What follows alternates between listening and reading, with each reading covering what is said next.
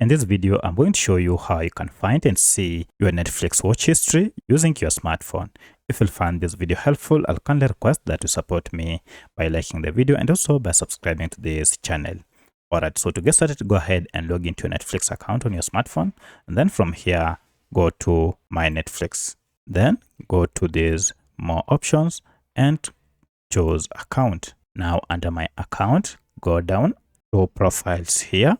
And under it, choose Privacy and Data Settings. So if you tap on this, now you can see we have this option, Viewing Activity. So if you tap on Viewing Activity, you'll be able to see all the list or all the movies that you watched on your Netflix account.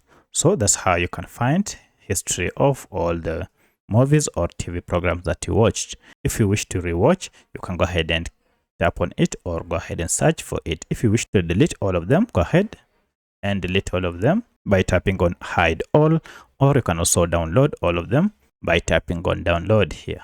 So that's how you can find your watch history on Netflix account using your smartphone. If you have any other question, kindly let me know in the comment section. Otherwise, thanks for watching and let's meet in the next video.